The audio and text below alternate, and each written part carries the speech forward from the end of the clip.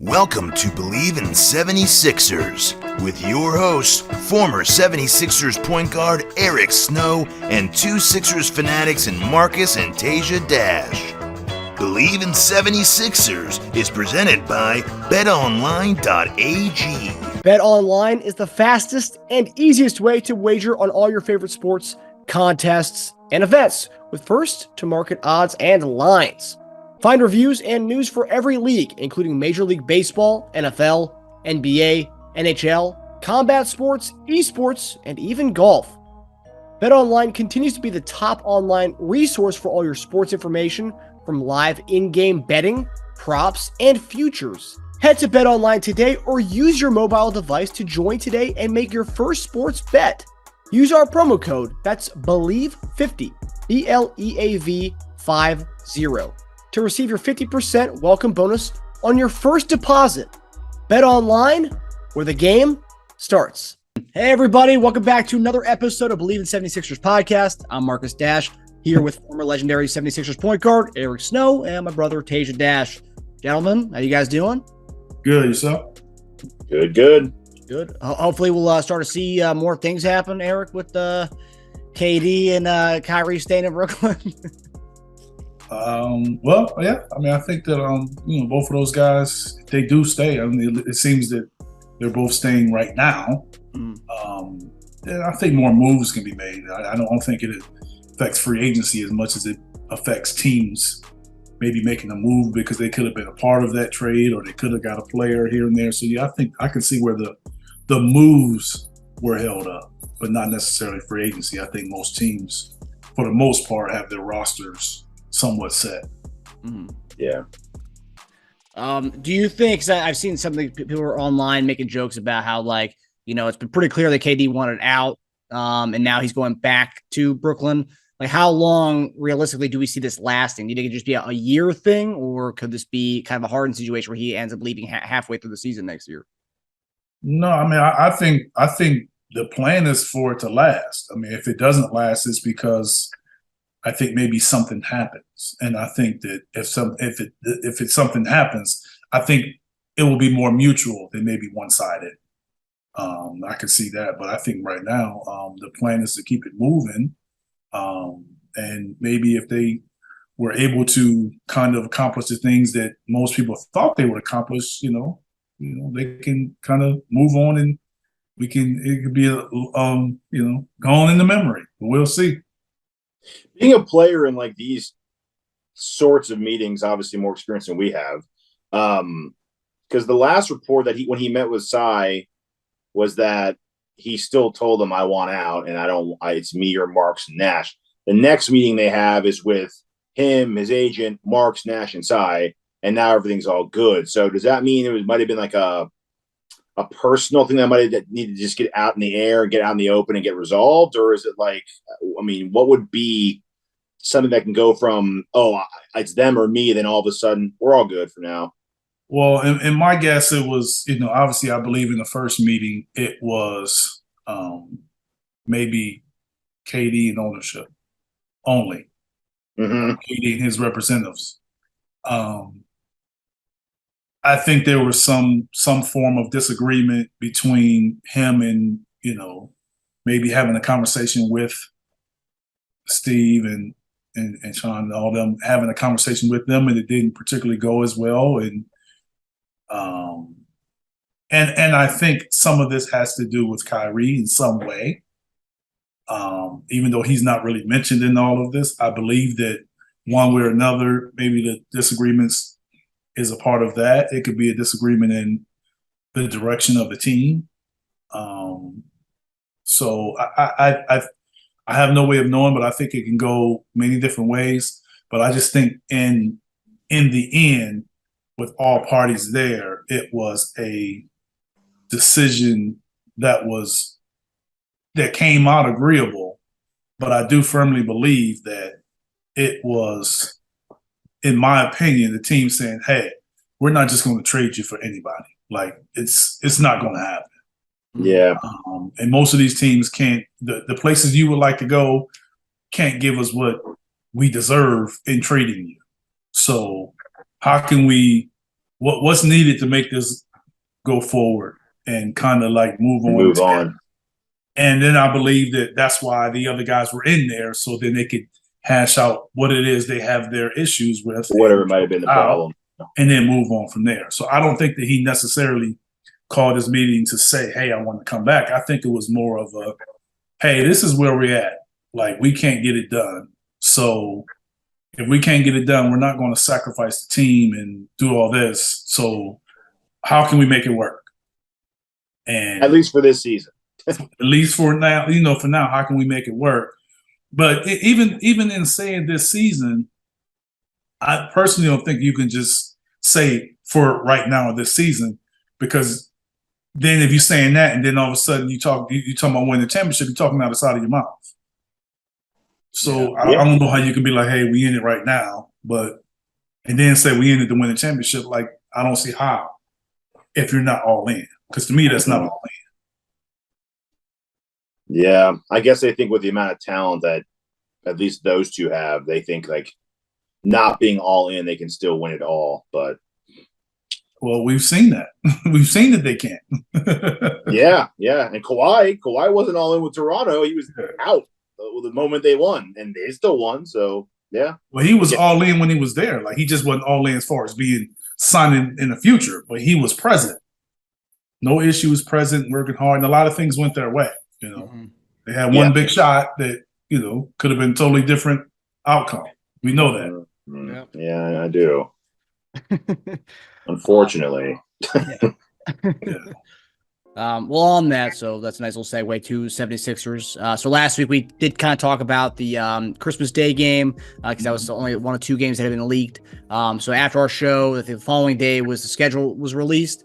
So the Sixers schedule dropped, and it finishes off with a really tough stretch. 14 out of the last 15 games will be against playoff teams from this past year. So 2 questions for me here. Does that play a factor into the way teams manage minutes and rest days throughout the season, knowing that you have such a brutal stretch towards the end of the season? And would you rather have a tough beginning portion of the schedule or a tougher end, Eric?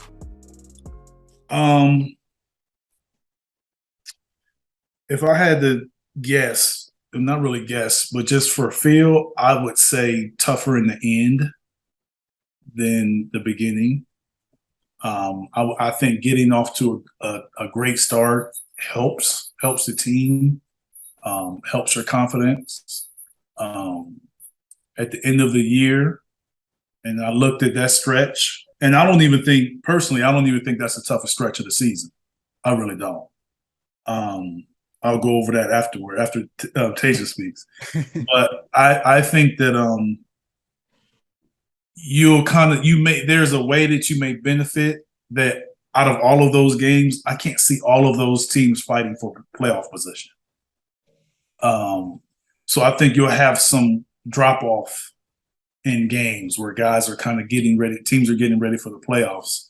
And I even though with the added teams, I still think it'll be a little more defined by then. And I know a lot of these guys, especially these, teams that are up top, they're not going to play their guys that many minutes and getting ready for the playoffs, because the playoffs is right there. So I do see some minutes being pulled down from some guys. And I don't think that all of those games will be as competitive as maybe we would think looking at the schedule right now. And plus, you're right. There are teams that fall off. So we say 14 of the 15 teams were playoff teams last year, but by that point in the season this year, they may not be playoff teams going into the. That's true. I mean, They may be playoff teams, but they may be teams that are pretty much locked into one or two spots. Yeah. They may be locked into one or two or three or four, and that particular game is not going to really drop them. So that's when you kind of like guys. So guys, if that's the case, and it's 2 weeks before, they're not going to play their guys 40 plus minutes. They're just not going to do it. And they'll try to win a game, but they're not going to, play 40 plus minutes. Right. Teja, what do you think about that last stretch? Well, to answer the first question, I don't think a tough schedule at the end should change how they go about it. I mean, we do have some older vets. Tucker, Harden, and Embiid kind of gets managed like an older vet, always has been. So And Tucker and Embiid, man, they play hard. So I guess you don't want them to run out of gas, especially the way they all play. And the way Harden works with the ball in his hands, he does a lot of stuff with the ball in his hands. So if they feel like they need to manage their minutes and rest days, then go ahead. But Philly's had a pretty good history with being cautious with injuries and because of how much we've been snake bitten in the past with bad injuries. So I trust they'll just be smart with the minutes. I think it is better to have the tough part of your schedule last. I agree with Eric. I think a team will be more battle tested by then. They'll be more gelling by then because it is still a new team being put together. So they should be playing their best ball by then. So it's a good lead into the playoffs when you're playing your best ball to be playing against the best level of talent. So whether resting a couple guys or not, still, I'd rather have it be at the end. You don't think that's the toughest stretch, Eric? I'm looking at it right now. I'm trying to see where you're looking at. No, I think I see where you're talking about. The toughest stretch to me is mid-February. Yeah, that's the toughest stretch for me. So you coming out, so you got to hope that you have a good start. Go into the break. When you go into the break, say for instance, you're not, hopefully we're ahead and we got some cushion and we're playing well because you come out of that break and you just never know how coming out of break is going to look. So we come out of the break and the first game is at home against Memphis on TNT. You got to always remember national televised games. You never know how those are going to go. We got a lot of those. Memphis. The next game, home game, Boston, ABC. The next game, at home, Miami. Next game, at Miami. The game the next day, so when you play at Miami, then the next day you play at Dallas on TNT. Damn. 2 days later, at Milwaukee on ABC. 2 days later, at Indiana, game we should win. Rest day. But it's the last day of a trip. It's the last day of a 4-game trip. And then the next day after the Indiana game, home against Minnesota on TNT. That's out of the All-Star break. Yeah. 5 straight road games right there. That's out of the All-Star break. So yeah, it's pretty tough. So when you're looking at a stretch, and that's a stretch where there is no questions about who's trying to win and guys rest. That isn't in the equation. Mm-hmm. Yeah, and you're rested at coming off the All-Star break. So you coming off the break, so that could determine a lot going into the end of the season. What we talking about? That stretch right there could lead into. So then when this stretch is over, you're a month from the season being over. Yeah, this is only a few games from that stretch that you talked about. Mm-hmm. I know. Yeah. It's 1, 2, 3, 4, 5 games, and then you start that other really bad. And then you start that other stretch. Yeah, it's just a tough second half period, really. Yes, but that's what happens when you play on national TV. A lot when you play on national TV, and most of the NBA national televised games are backloaded. Because if we see now, I Bleav TNT. I don't even think TNT does Thursday games until maybe January now. Right after football season. Yeah. So most of those TNT and then ABC really only do Christmas and then later in the season. Most of those games now are backloaded. Mm-hmm. So from here on out, if they're doing a scheduling like that, most of the top games, if you're on national TV, will be later in the year. Yeah. Because of television. We have 34 national games. Yeah, it's 34 national. Well, not national because is NBA TV considered national? Not really. I mean, national is it's a national game, but when you think national is more of TNT and ABC and ESPN, whereas NBA TV is like that, but that they use the local broadcast for that. Yeah, but I'll say bigger games because that's what they're putting on NBA TV. It's a bigger game, right? 34 of those. Does that? I mean, I'm going to get the ticket no matter what because if we're a huge fan. Yeah, I don't remember. It used to be a limit on how many games you could have nationally. It's a lot. when we were in Philly, we usually met that maximum whatever it was. But I Bleav now, but we also didn't have NBA TV like that, not like it is now. Where they, really did. It was more of shows than it was games. Whereas now, what it means is just people that don't have to have the package to watch your games. But so yeah, I mean, it means that the expectations are higher. But like I said, most of maybe the NBA TV games you can have, maybe you won't have top teams and you can still be on NBA TV. But most of the ABC, ESPN, and TNT games are usually top teams to be on national TV. Because I can remember when we played, we were never really at home on TNT because Thursday was a hockey day at Wells Fargo. I Bleav that they were Tuesday, Thursday, Saturday. We were Monday, Wednesday, Friday, and we split Sundays. So I don't Bleav we ever played a TNT game during the regular season at home. Wow. And that was always against a good opponent. They did a pretty good job of splitting it up. So it's 18 home for those games and 16 away. Yeah. That's pretty good. Yeah. Is there any TNT games Yeah, a lot too. at home on Thursdays? It's now they do it. Now I don't think they do it, but yeah. With us, at home on Thursday? I'm telling you, we never played TNT at home. Miami is at home on Thursday. TNT. So they totally changed that around from when we played. I know that was a long time ago, but I'm just saying it's just interesting that with TV, like things move around a lot more. I'm sure they got rid of the particular days for each sport.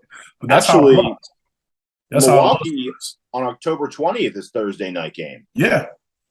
Yeah, so it's like we never play home on TV. That's early. That's an early third. Okay, well, wait, it's a Thursday night TNT game? Yeah. The first week they have a game. The first week they have Tuesday and Thursday, which is what they call opening week or whatever. So the first week TNT does Tuesday and Thursday. I think ESPN does Wednesday and Friday. And then I don't think they have any more games on Thursday until not TNT. We have a Thursday night NBA TV against Atlanta in November, but I think they went away from it. I Bleav until January. Yeah, because apparently TNT games ratings were being split between NFL football and the Thursday night NBA game, so that's why they went away. Just did Tuesday nights until the season's over, and then once the NFL season's over, then they go to Thursday night again. Yeah, that's smart move by Turner for doing that. Yeah, it makes sense. So taking a closer look at the schedule for our next topic. So you guys mentioned 34 or 82 games will be on national TV. So the split is 11 on NBA TV, 10 on TNT, 10 on ESPN, and 3 on ABC. So looking at the calendar, what is the game you're circling in this season? What's the game you're circling, and why is that the game you're going to be looking at this year? The game you're going to be really like the game that's going to be kind of the one to watch this year, if you could pick one. I think it's obvious to me. It's the first game Ben Simmons plays in Philly. That's what I had to. You took the easy one. For two reasons. One, for Ben coming back to Philly, and the second reason, the way Brooklyn kicked our tails when they came back that time when everything was supposed to be so hyped. So I think that, to me, that's the game. I mean, we kind of need to get it over with. We kind of need to see it happen. That's the game. That's the number one game. I think that's even bigger than, a Christmas game or anything like that. But that, to me, that's the game we need to see. We kind of need to see how that plays out and how that shakes. I Bleav that's Thanksgiving week too. That's the Tuesday of Thanksgiving. I need to not be traveling that Tuesday is what I need to do. gotta X that out on my calendar. Do not travel on that day. Yeah, that's a good one for sure. Yeah, that's the one I had, November 22nd. That's the one I circled. Yeah, I mean, if I had to pick another one, I would say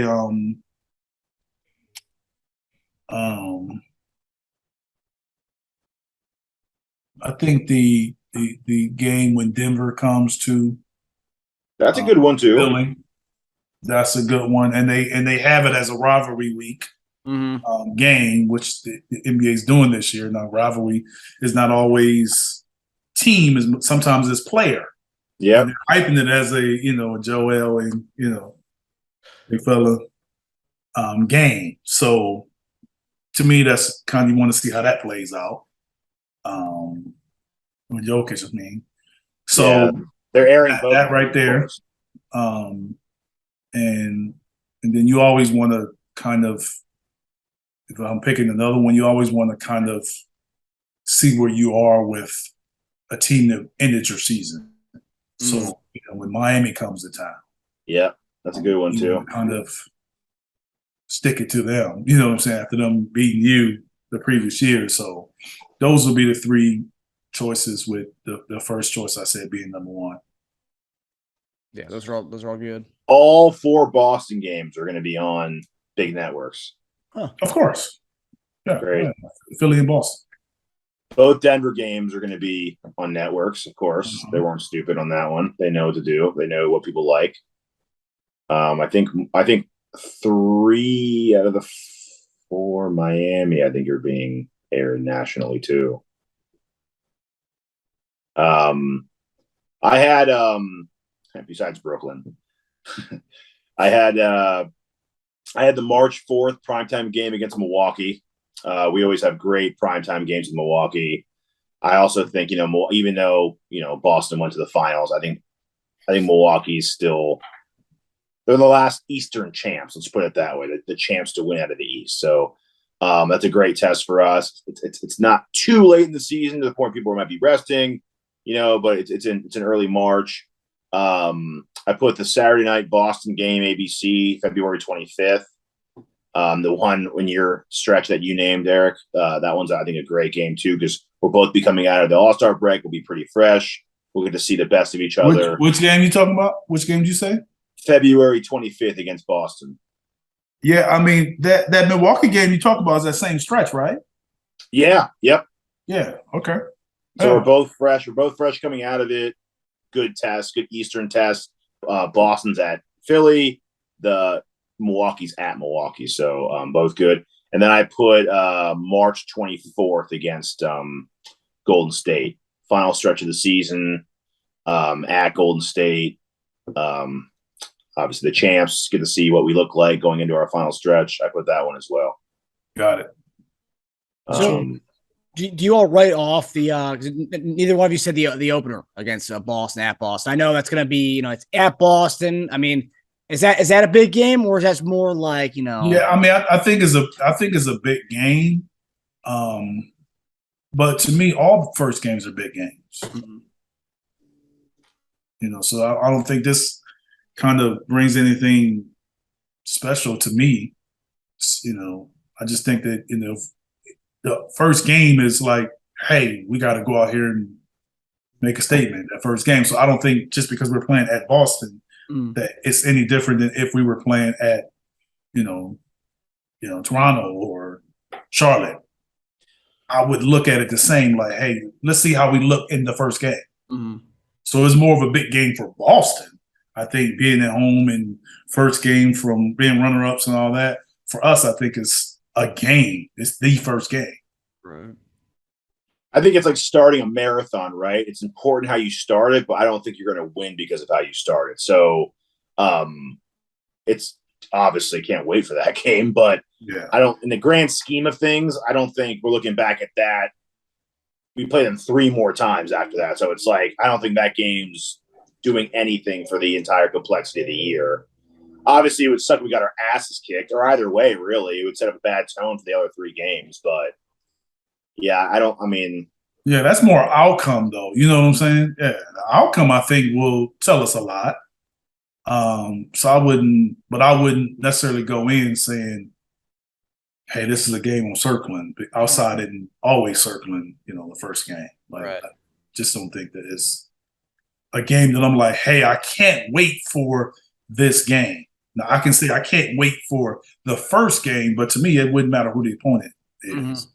Yeah, either way, right? Yes. Yeah. I'm also looking at, I know Matisse is looking at those two games at Toronto back-to-back on October 26th and 28th that he will not be playing. Look, I actually looked at that on the schedule and thought of you. I actually did.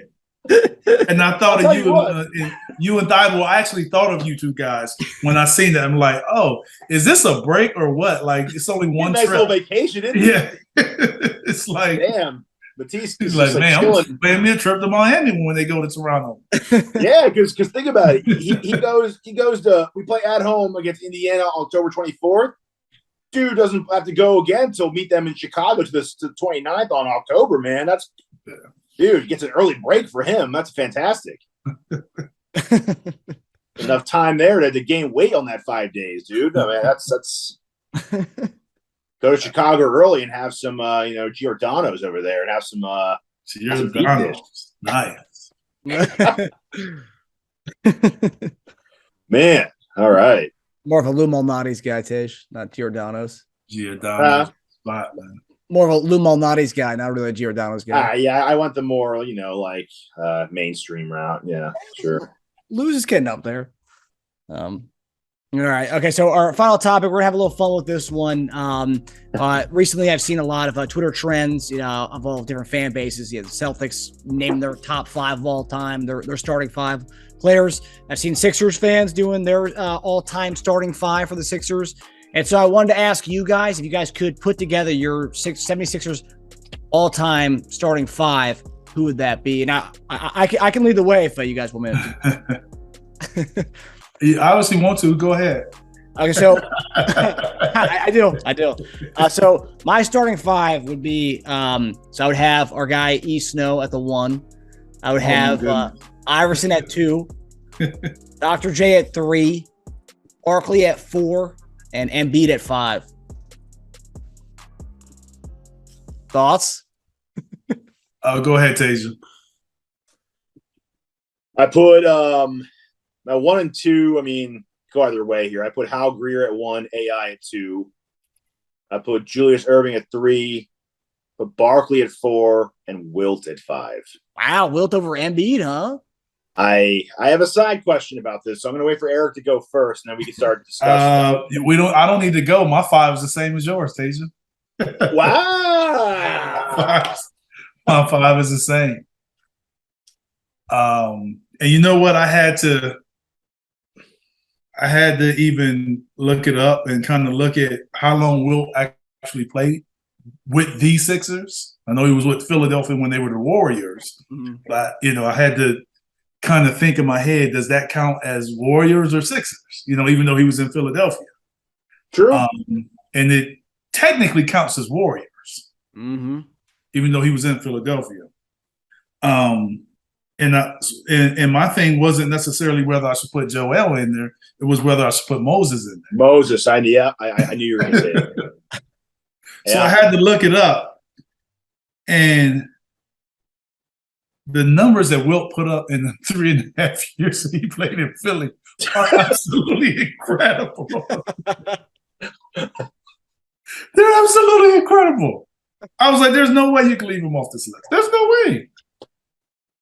So my question I had with that was, knowing that, because obviously knows Will killed it with Philly and just killed it in general, how many more years does Embiid need to do what he did the last couple years to be put over Will? Is it possible without rings? Obviously, rings and his stats would, I think, do it.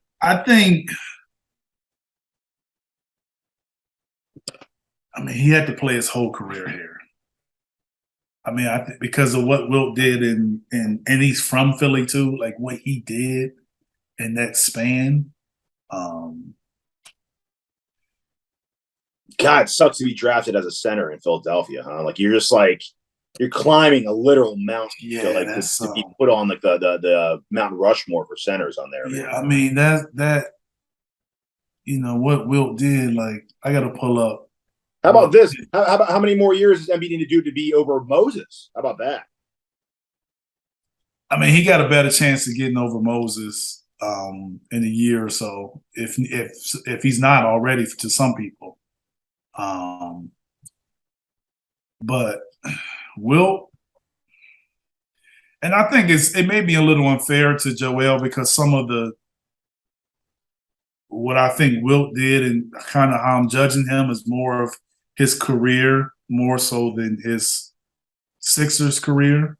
Yeah. And I think that's why maybe the question has to be a little more defined. Is it what a player did in their career that played for the Sixers, or is it more what the player did Sixers? Because you look at a guy like Hal Greer, who's played his whole, I Bleav he played his whole career in Philly in the numbers that he put up. So most people outside of maybe us would never include Hal Greer. But if you look at the record books, you can't keep him out of there. No. He's top 75 player. I did see some lists that had Mo Cheeks over Hal Greer at top point guard. Yeah, I mean, that's what I'm saying. Some people could, if you don't know Hal Greer, you could easily do that. When you have Mo now is a Hall of Fame player, but you looking through the record books, Mo's in there, says steals. That's a legitimate thing when you're looking more like a point guard. Mm-hmm. You know what I'm saying? Like, true more if you're judging, hey, I need a point guard instead of just a guard. Most people would go with Mo Cheeks, but if you're just saying, Hal Greer is the leading scorer in Philadelphia history. Yeah. That says a lot with all that talent. You know what True. I'm saying? Even yes, it says a lot about longevity, but it still says a lot as far as him playing. AI didn't finish his career there, and Doc didn't start his career there, so we don't know if that could have been different. But hey, right here on another note, basically the same note, but another note, Will average 27 and 24 with the Sixers. That's stupid. That's what that is. His numbers are so crazy that people will knock him and say, well, he couldn't do that right now because the numbers are just so crazy. Yeah. But, JJ Redick would say he was going against plumbers and firemen, though. Pretty soon they'll say that about us. Yeah. It's ridiculous. But... You know what I'm saying? Like, and he probably was, guys. I've talked to a lot of older players. Some of those guys did have second jobs. It wasn't because they were plumbers and firemen, because that's what they needed to take care of their family. Yeah. That was his competition, though. You can't change what the competition was, right? I mean, that's who he played against. That's what the league was, right? He played against Bill Russell. Yep. Yeah. So you give Bill Russell all this credit and then say he played against firemen. Mm-hmm. Calling Bill Russell a fireman and plumber? Yeah. Well, I think going back to the Reddit quote, I think he said that about when what's his name? Mad Dog was talking about Bob Cousy, right? Cousy, yes. Yeah. But same era. Same, obviously Bill Russell, same. Yeah, that's what I'm saying. Like, Jerry West, I mean, who are you saying it about? Yeah, exactly. You're insulting another top 20 player, top 10 player, even. Yeah. I mean, in doing that. Yeah, I agree. But yeah, I just thought it was interesting while I was doing it. I was let it go. That's why you don't. That's why you let it go and you don't compare all that stuff. Yeah. It's tough though. I mean, Embiid's got a mountain to climb. Yeah, I'd say he had to finish his career here. I'd say another 5 years, 6 years of what he's doing right now. If he were to become the all-time Phillies scorer, that might do it. Yeah, no, that's what I said. I think that his longevity is, I mean, if you're looking at his longevity or his longevity of dominance, where he's considered, a top player in the league, like he is now. How long does that stick? Does it turn into getting past the second round? So I think it has to play out a little more. If we don't get past the second round, and Moses Malone may still be up there. Mm-hmm. Yep. How close? Go ahead. I was gonna say how close, because you guys are more familiar with the older basketball. How close would Doug Collins come to being on that top in the starting five, or would he not be, or his numbers not indicative of being a top five shooting guard in? If we're picking five, it's not a knock on anybody that doesn't make it. Right, no, 100%. I was saying what were Doug Collins, is he elite at a certain point with the Sixers? Yeah, I thought Doug was, for the time that he was there, Doug had some good times there, but it's just you got AI and the leading scorer in Sixer history. Of course, no, 100%. It's not a knock on Doug. Yeah, 100%.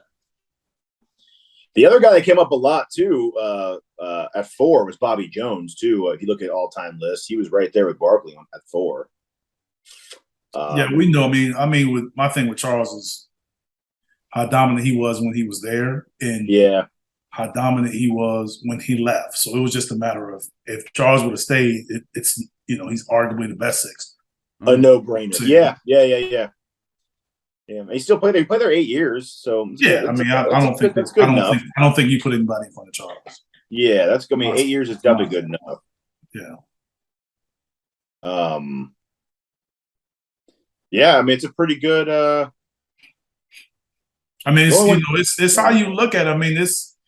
When I talk to Mo Cheeks, Mo Cheeks, of course, played with Doc and Moses and all them, and he's high on Andrew Toney. Yeah, that's another guy too. You know what I'm saying? So I think Mo Cheeks will put Andrew Toney on that list anytime before he put himself on there, just from how he talked about those guys and who they were as players. So it's just very interesting when. And he would always say the numbers don't tell you how good he was. He would always say that. He was just like he was a gamer.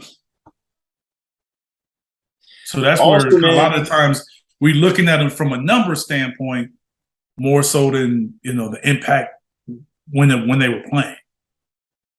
But that's what we have to do is not, because that's the only thing we can go by really is numbers. Like I didn't see how Greer play. If we're saying people that I've seen play, then my list will probably change because I didn't see Wilt play either. Yeah. You know what I'm saying?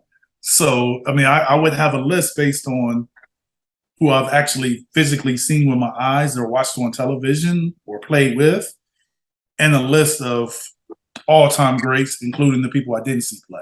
Mm-hmm. My list would be different.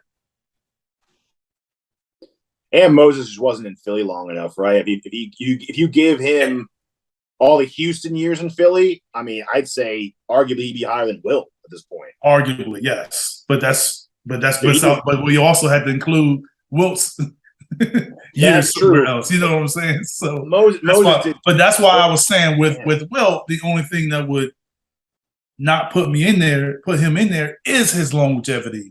Mm-hmm. With the Sixers, like how long? Like he didn't play a lot of his years with us, even though he played in Philly, and that's why I had to check it because I wasn't sure how many years he was in Philly with the Sixers versus Philly with the Warriors. Was Butler in Philly long enough to be eligible? Who? I'm kidding. Butler. I'm kidding. I'm totally kidding. Oh yeah, no. 28 games. He actually showed. I looked it up. He showed up on some people's list. I was like, man, come on. But see, that goes into your whole. What are you judging? How long he played for you, or how good of a player he was? And he did a pit stop at your city, type thing. Mm-hmm. Yeah, it's if you're talking about like I would take Iggy and what he did in Philly over what Jimmy Butler did. Oh yeah, yeah. I think Thaddeus Young on that list too. Andrew Holiday. I would take Korver over Butler if we're talking about what they did in Philadelphia. He played for like 5-6 years in Philadelphia. Yeah, that's what I'm saying. So it's I just think once you kind of say what the rules are, what how we're picking this list, it changes based on what the criteria is, basically. Mm-hmm. For sure. Yeah, mine was a mix of nostalgia and guys you couldn't take off the list. That's why I had you and AI in the 1 and 2. And I wouldn't even put myself on there, but thank you, I appreciate it. See, Marcus was building a team. What he was doing. Yeah. I also had like a fun team of guys that it would be fun to kind of put together. Was I had Harden at 1, Iverson at 2, Korver at 3, Reggie Evans at 4, and Samuel Talbot at 5. just guys I grew up watching, and just nostalgia, man. Yeah, still looking for that lob threat, huh? That'd be you just basically took a 2-man offense with Harden and AI, and then you had like Evans just rebounding anything they missed, huh? Yeah. That was pretty much it. That was my logic. Yeah. Harden AI average like 40 a game to equal 80, and the rest of the guys get like 7 to 8, and then just You have Corver wide open in the corner. You got Reggie and D'Alembert banging. Yeah, you have D'Alembert blocking shots, protecting the rim. You got Evans rebounding, Corver hitting threes. The other 2 guys just shooting 35 times a game, huh? Yeah, pretty much. Good luck with that. Yeah. Would Aaron McKee be the best 6 man of all time in history? I would say him and Lou Williams probably top 2 for me. Say if he had if we're rating 6. Are we considering Bobby Jones a 6 man? Are we? I don't know. I don't know much about Bobby Jones. I would think historically, if you're considering Bobby Jones a 6 man, then Bobby would probably win it out. Yeah. Over longevity and what he did there. I would, as much as I love Aaron and would want to say Aaron, it's just Bobby, how long he played there and all that he was. But I just don't know like how much Bobby, as far as starter reserve, like I don't really know. He was primarily a bench guy. Yeah. So there was 1 year that he played a lot. He started a lot of games, but for the most part, every other season but that, he came up. That's what I thought. So yeah, you probably have to give it to Jones. Hey, we've had some good 6 men then between Lou, Aaron McKee, and Bobby Jones. Yeah. Yeah. Oh, I want to throw that in there because I thought it'll be a fun topic for to talk about the starting 5s and 6ers. Yeah, it was great. I love it. All right, well, that does it for us. Thanks for tuning in to Bleav In 76ers, presented by BetOnline. We'll see you guys next week as we kind of get closer to things happening, getting things going. So we're excited. Coming along. Yeah. Talk to you soon. All right, guys. All right, guys. All right, bye.